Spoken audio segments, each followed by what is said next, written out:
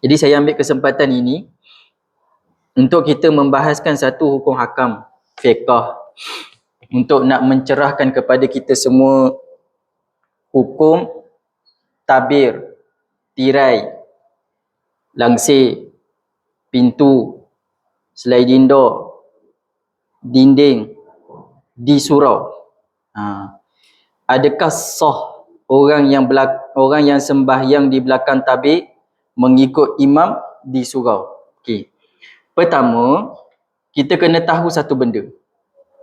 Hukum hakam sembahyang di masjid adalah beberapa hukum dia berbeza dengan hukum hakam sembahyang di surau. Kena tahu satu tu. Tu pertama. Hukum hakam sembahyang di masjid, dia luas. Kalau di masjid lebih 300 hasta ikut imam sah. Contoh imam di depan.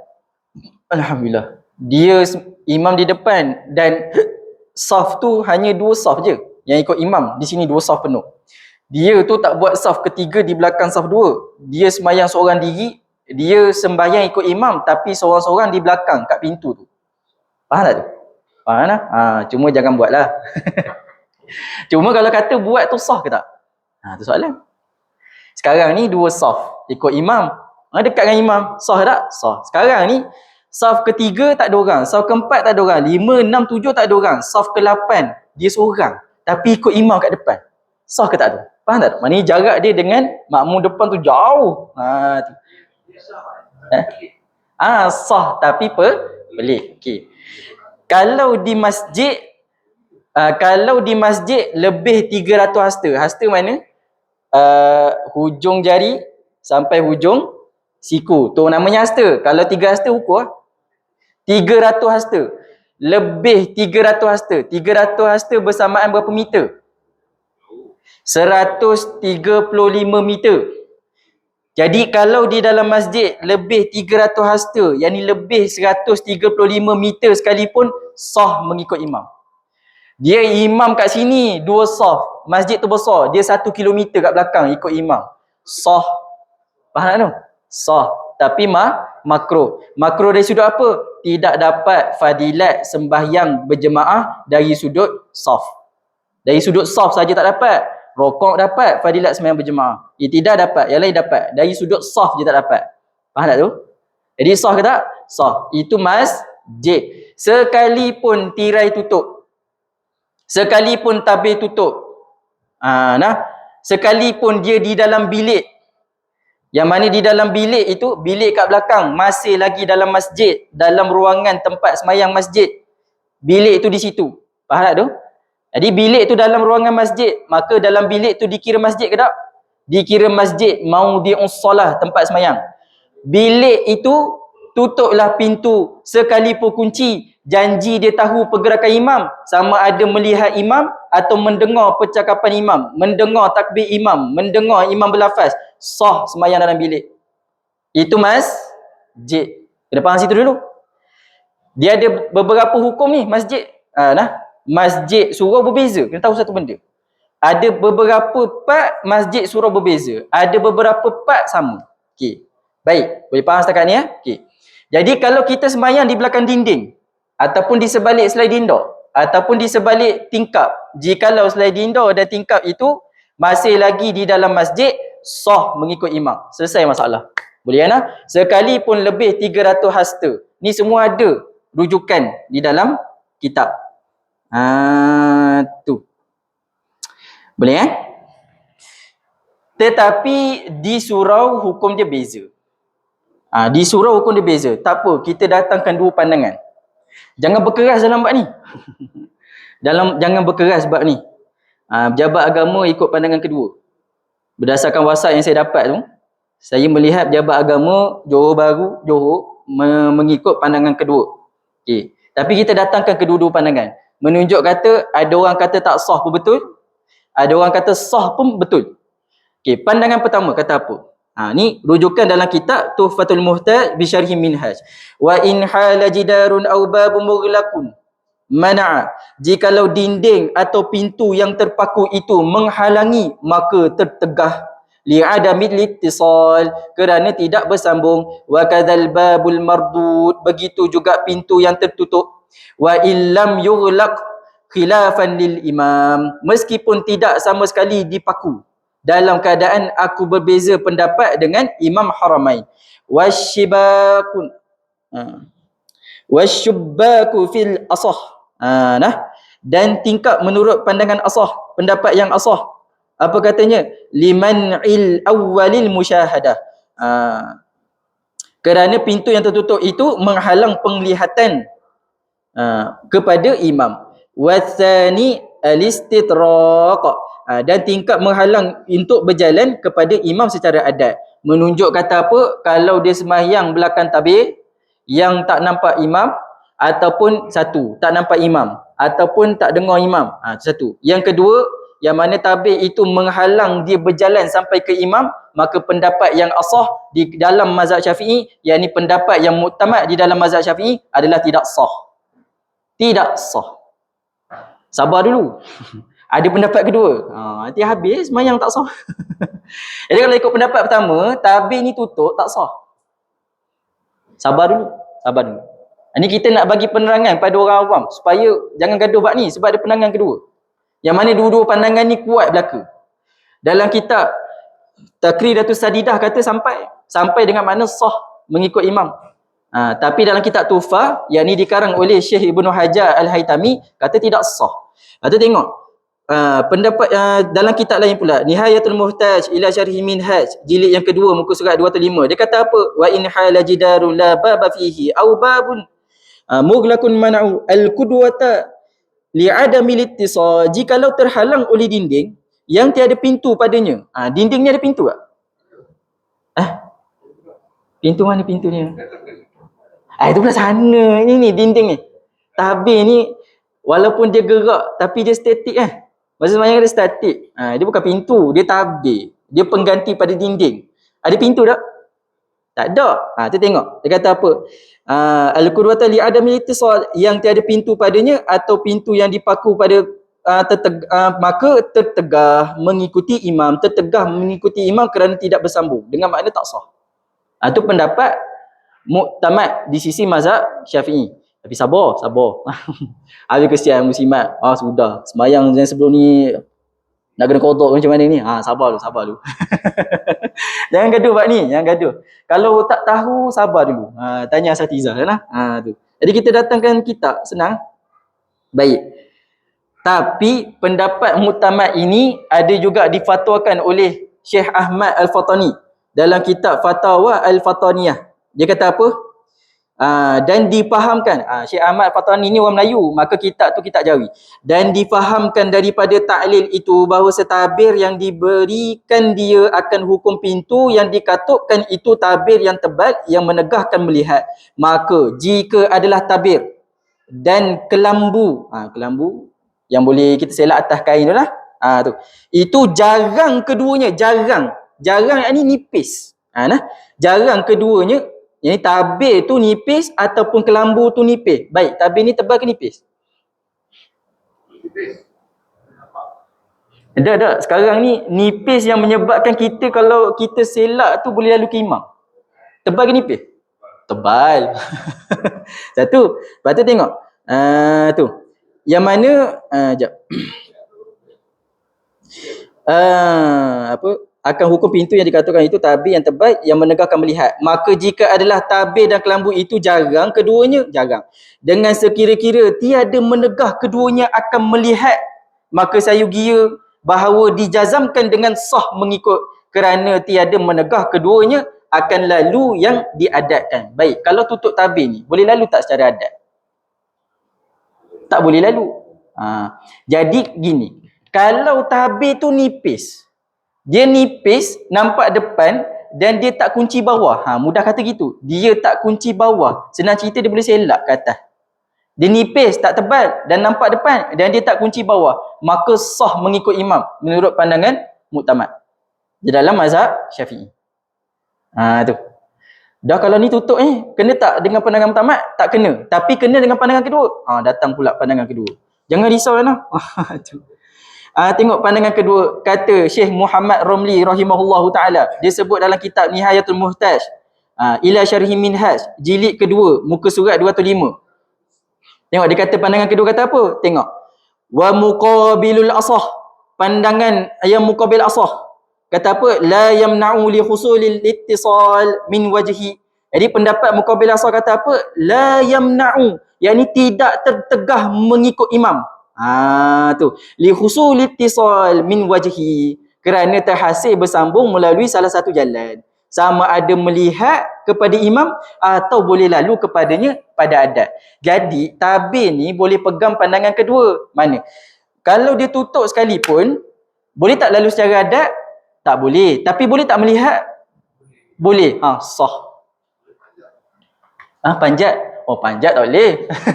Panjat tu bukan adat. Lalu secara adat ni berjalan.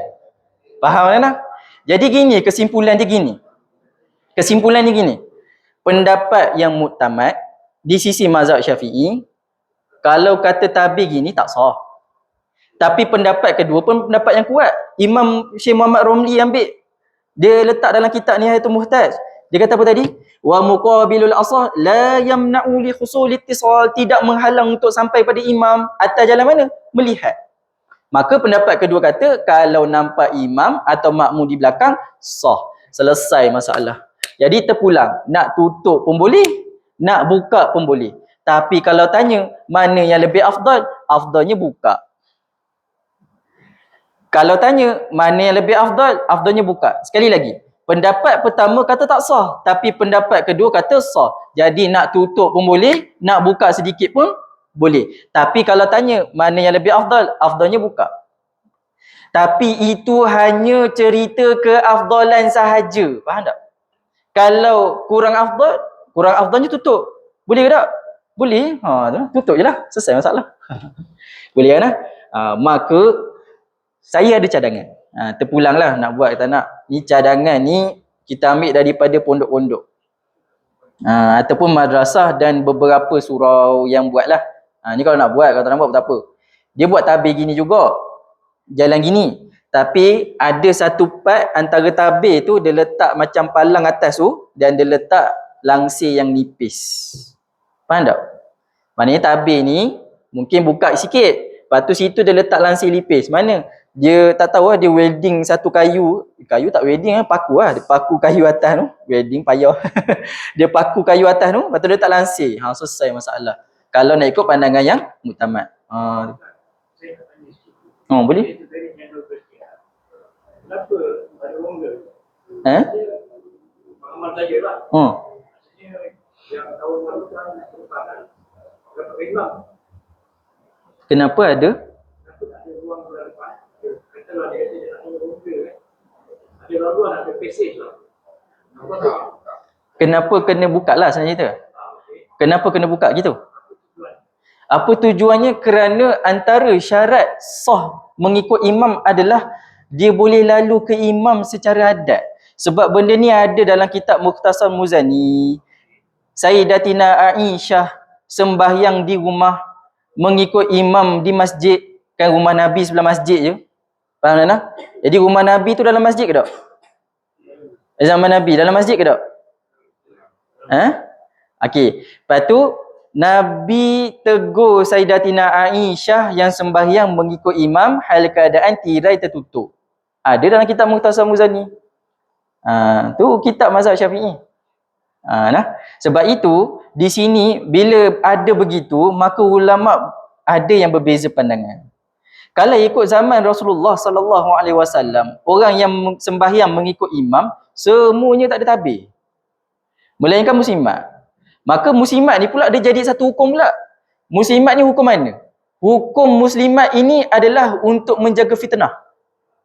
Menjaga daripada berlaku fitnah. Fitnah mana? Fitnah lelaki melihat muslimat. Maka ditutup. Lepas tu timbul pula satu isu. Kalau tutup tak sah. Maka dibuka sedikit. Hanya ketika sembahyang sahaja. Dibuka sedikit.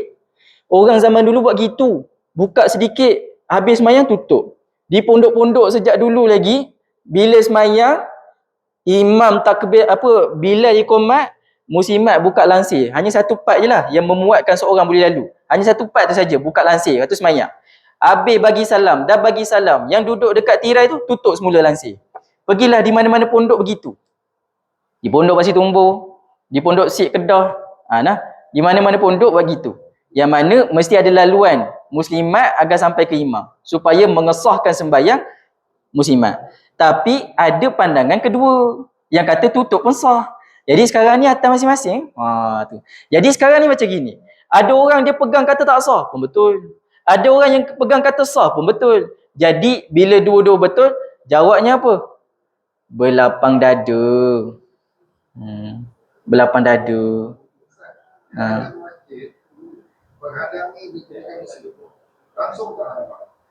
Okey, kita kata tadi, hukum masjid berbeza dengan surau. Masjid tutuplah walaupun tak nampak imam tapi dengar imam tetap sah, tidak ada khilaf. Sekali lagi, hukum masjid berbeza dengan surau. Bila dapat anak?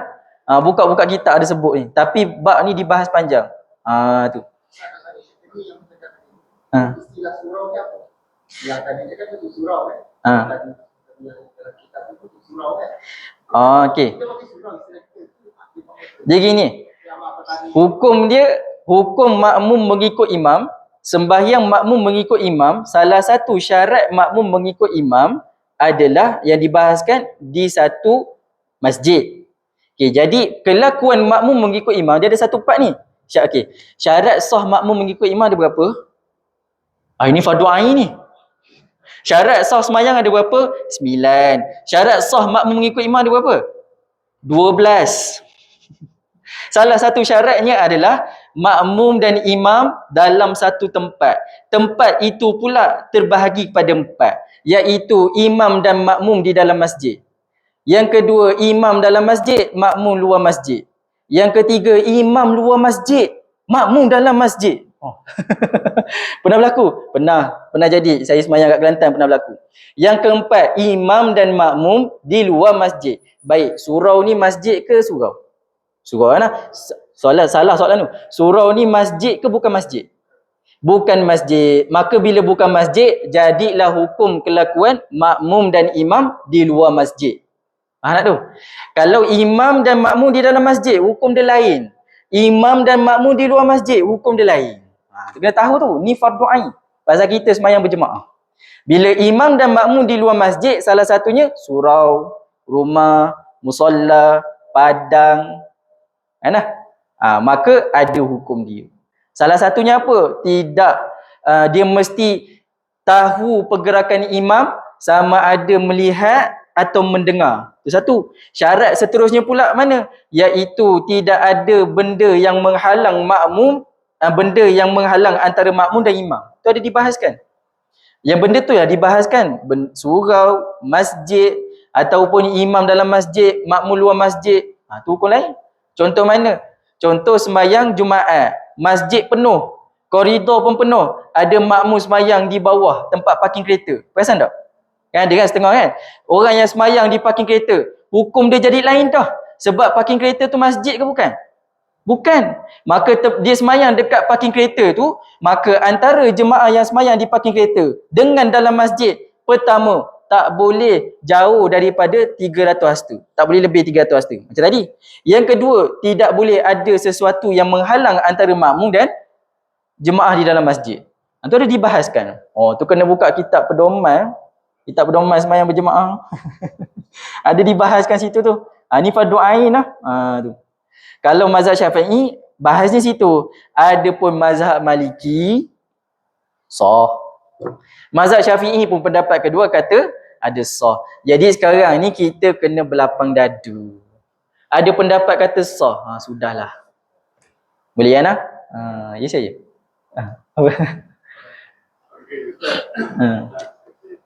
Okey, itu membolehkan makmum ke hadapan. Ya. Semestinya ruangan yang terbuka tu di tengah-tengah ke ataupun di tepi ke, dibolehkan di tepi ke atau macam mana? Untuk orang yang sembahyang di belakang tabir lah. Okey, baik. Dia boleh buka di mana-mana. Di tepi ke, di tengah ke, Tapi pandangan muktamad mesti ada seorang sembahyang di tempat yang terbuka itu. Kalau dibuka di sini, maka kena ada orang sembahyang di sini. Lepas tu yang lain ikut. Kalau dibuka kat hujung, kena ada orang sembahyang kat hujung. Baru sambung ke sana. Boleh kan? Tu. Tu kalau nak ikut pandangan muktamad. Kalau tak nak ikut pun boleh tak? Boleh. Pendapat kedua dalam kitab Nihayah tadi kita cover dah. Pendapat kedua ni pun boleh diguna pakai. Dan itulah setakat pemerhatian saya. Kalau tanya pejabat agama, mereka akan beri pandangan pendapat yang kedua. Yang kata sah juga. Supaya tak bergaduh. Gitu je lah. Tapi kalau kat pondok, pergilah mana-mana pondok, dia akan pegang pandangan muktamad. Kerana itu lebih afdal. Tu je. Dan sekarang, kalau kita rasa tak sah, dah kita semayang je kat depan, jangan fikir belakang. Satu. Kalau kita rasa sah, selesai. Kalau kita rasa tak sah, kita semayang je kat depan, jangan fikir belakang. Sibuk semayang kita, jangan sibuk semayang orang belakang. Kalau dari sudut muslimat, rasa tak sah, buka lah. Ada muslimat yang kata sah, tutup lah. Oh, belaga dua, kata sah, kata tak sah. Macam mana? Maka jawabnya apa? Mudah je gini je. Jawabnya belapan dada. Yang kata sah pun betul, yang kata tak sah pun betul. Kan fiqh khilaf. Khilaf tu kan rahmat. Jadi atas masing-masing lah. Tapi macam kalau tanya saya, tu saya kata, saya bagi cadangan gitu. Letak tirai tengah-tengah tu. Macam surau Ihsan Taman U, dia letak lansir. Tapi sebahagian lansir nipis, sebahagian lansir tebal. Dia gabungkan gitu. Yang nipis tu supaya mengesahkan yang belakang tu. Ada lagi banyak surau buat gitu. Tapi ada juga surau yang tutup habis pun sah juga. Selesai dah, sudahlah. Yang penting semayang. Yang salah mana? Yang salah tak semayang. Kenapa tak fikir yang tu? Kenapa kita tak fikir macam mana nak tarik orang yang tak datang semayang? Fikir yang tu lebih aula. Tu dah. Dah sudahlah tu habis itu. Wallahu a'lam bisawab. Habis itu. Ada lagi soalan? Tak ada dah. Okey, boleh Wallahu a'lam bisawab. Jadi seperti mana tuan-tuan tahu, saya dah share dah pada sahabat kita Imam jawapan apa tu? Yang pasal kodok semayang tu. Yang terbaru lafaz Sayyidina pula. Dia kata ada ustaz kata boleh lafaz Sayyidina dalam semayang. Tu ada pula yang kata ustazah kata tak boleh. Tu kita pun baru lepas habis menulis lah. Nanti kita share pada imam, nanti imam share lah dalam grup surau. Moga bermanfaat lah Betul ke tak boleh lafaz Sayyidina ni? Tu ada bahas. Kita bagi rujukan kitab-kitab tu insya-Allah. Wallahu a'lam bissawab. Bismillahirrahmanirrahim. Alhamdulillahi rabbil alamin wassalatu wassalamu ala asyrafil anbiya'i wal mursalin wa ala alihi wa sahbihi ajma'in. Allahumma arhamna fi hadhihi majalis, Allahumma anshurna fi hadhihi majalis, Allahumma fi lana fi hadhihi majalis. Ya Allah ya Rahman ya Rahim, ya Allah mudahkanlah segala urusan kami, ya Allah murahkanlah rezeki kami, ya Allah ampunkanlah dosa kami, ya Allah ampunkanlah dosa guru-guru kami, ya Allah ampunkanlah dosa kedua ibu bapa kami, ya Allah. Ya Allah, masukkanlah ibu bapa kami ke dalam syurga-Mu, ya Allah. Makbulkanlah doa kami, ya Allah. Makbulkanlah doa kami, ya Allah. Makbulkanlah doa kami, ya Allah. Wa sallallahu ala sayyidina Muhammadin wa ala alihi wa sahbihi wa sallam. Subhana rabbika rabbil izzati amma yasifun. Wassalamun ala al-mursalin. Walhamdulillahi rabbil alamin. Amin amin ya rabbal alamin.